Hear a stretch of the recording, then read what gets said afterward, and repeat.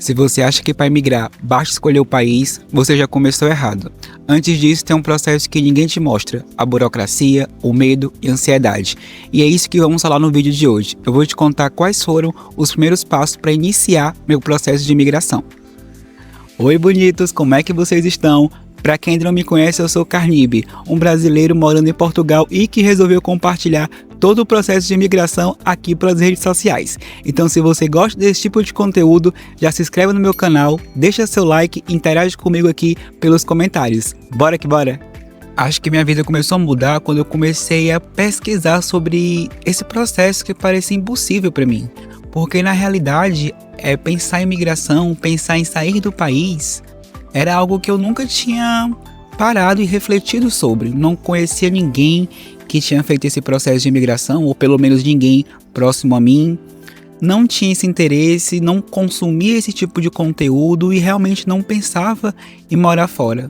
Pensava em morar em alguma outra cidade, em algum outro estado do meu país, mas morar fora eu nunca tinha pensado. E comecei a pensar, escolhi que realmente iria, escolhi o país e comecei a iniciar esse processo. E esse processo se iniciou com muita pesquisa para entender o assunto. Eu não sabia se eu precisaria de um passaporte, se eu precisaria de um visto, enfim, eu não sabia realmente de nada.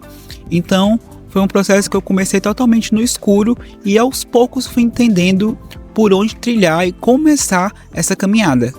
Quanto mais eu pesquisava, mais distante parecia, porque a cada pesquisa que eu fazia aparecia mais processos dentro do processo, mais etapas, mais documentos, mais burocracia. E passando o olho rapidamente eu vi que era um processo longo, burocrático e que levaria muito tempo para eu entender e executar. Eu no Brasil, no tempo que eu iniciei meu processo, lá em meados de março, maio, eu estava com 2 empregos, trabalhando por fora ainda às vezes à noite, então tempo para estudar o processo, entender a fundo e executar eu não teria. Então comecei a pesquisar outras possibilidades, comecei a pesquisar se teria outras possibilidades, além de eu mesmo fazer o processo, a documentação, enfim. Então, sem tempo e com receio de cometer erros durante o processo, e quando eu falo cometer erros, o que isso significa? Erros de documento, erros de preenchimento, erros de como redigir o documento com os termos certos, enfim, é um processo, como eu já comentei, burocrático. Então, cometer esses erros significaria perder dinheiro, perder tempo, e eu não queria e não estava disposto a isso. Então, eu decidi contratar uma assessoria. E foi a melhor solução, não me arrependo, deu tudo certo com meu processo correu tudo bem, não tive nenhum problema, só que eu não fui contratando à torta e à direita. Eu fiz uma pesquisa antes, eu avaliei a empresa, eu procurei pessoas que já tinham feito o processo com essa empresa, procurei a avaliação dela na internet, procurei se ela tinha sede fixa, se o endereço que estava lá no Instagram, na internet batia com o que estava realmente no mapa, enfim. Passei um pente fino mesmo, com receio de levar um golpe. Esse mundo da assessoria tem muitos golpes, muitas pessoas oferecendo mundos e fundos, e eu tinha visto já diversos relatos na internet de pessoas que levaram um golpe, ou de assessorias que estavam basicamente extorquindo a pessoa, pedindo dinheiro mais do que o necessário, começava com o valor certo e depois aumentava, falava que a documentação só sairia pagando mais, enfim. Pessoas desleais, empresas que não são sérias, enganando pessoas que têm um sonho de sair do país. Então eu pesquisei a fundo isso para eu não ter esse problema e essa frustração no fim. Após fechar ali com a assessoria, a gente tem uma reunião inicial para eles entenderem quais são meus planos, traçar a estratégia de qual o melhor caminho deve ser feito, começar a organizar as primeiras documentações. E no meu caso, o primeiro documento crucial, essencial, era o passaporte. Eu não tinha passaporte, então logo depois da primeira entrevista com eles, primeira reunião, eu já comecei a procurar resolver meu passaporte. Então já marquei meu agendamento na Polícia Federal, já consegui fazer o pagamento da taxa, enfim, consegui retirar meu passaporte. Após isso, um ponto muito importante é a escolha do tipo de visto. Para quem não sabe, para fazer a imigração, para quem migra, tem diversos caminhos. E no caso daqui, por exemplo, mas eu acho que é quase geral, tem a escolha do tipo de visto que você vai entrar no país. Para cá, tem o visto de trabalho, o visto de estudo, o de nômade digital, enfim, é uma gama enorme de tipos de visto.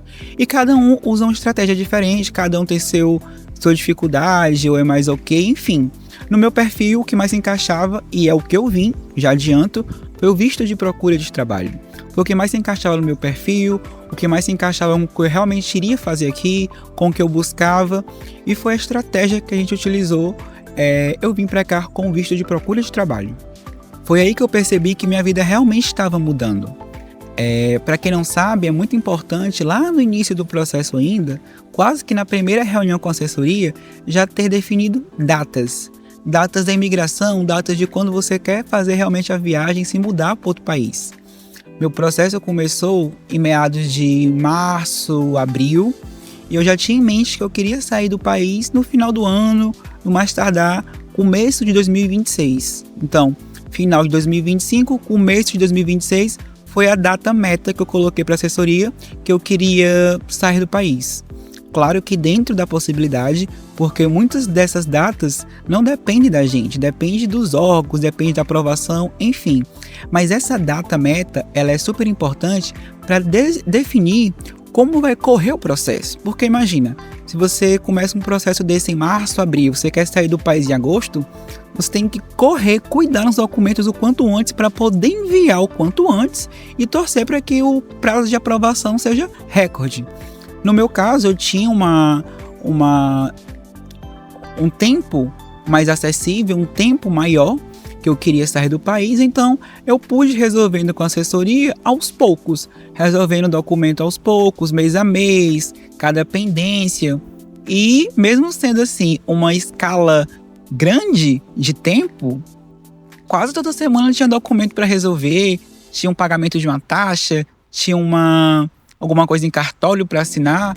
Então realmente é um processo que é em torno de um ano e meio para você conseguir iniciar e sair do país. Então não é algo rápido, eu já deixo aqui isso muito claro para vocês que não é um processo rápido. Você envia sua vida toda dentro de um envelope e fica esperando um retorno totalmente no escuro. Infelizmente, essa é uma parte do processo, uma parte chata, uma parte dolorosa. Após tudo isso que eu comentei, que são as etapas iniciais, reunir os documentos, tramitar em cartório, enfim, após toda essa etapa que já é cansativa e exaustiva, mesmo com assessoria, você chega o momento de enviar toda essa documentação para a VFS.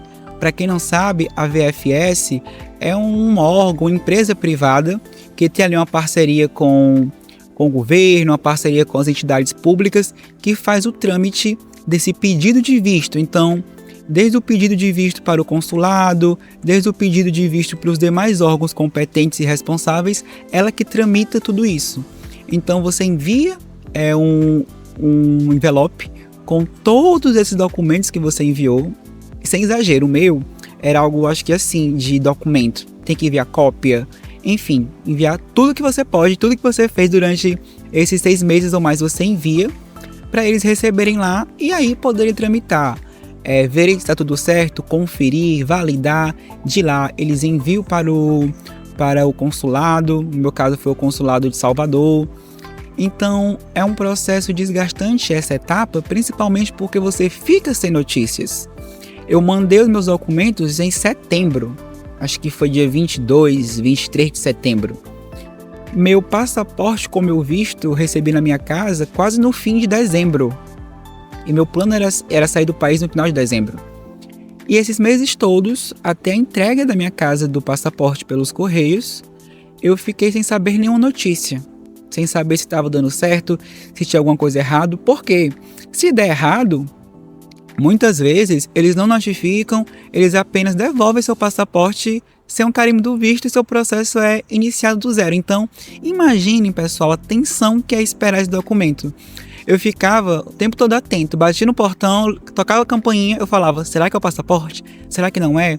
Não tem um portal, não tem nada que atualize, então é muito cruel Nesse aspecto, esse processo, o que eles fazem, a notícia que você tem é quando precisa completar algum documento ou atualizar algum documento. Não sei se isso é uma regra geral, mas me disseram que isso acontece quando o processo está muito bem amarrado, que meio não tem para onde fugir, e aí eles pedem atualização de documento antes de dar um indeferimento, por exemplo. E no meu caso, tive algumas situações chatas, mas entre elas, a que mais me chateou foi o quê? Acho que foi em meados do dia 29, 28 de novembro, não sei. Me mandaram um e-mail pedindo que eu atualizasse todos os meus documentos, enviasse todos os documentos novamente, só que dessa vez eu enviasse todos eles apostilados.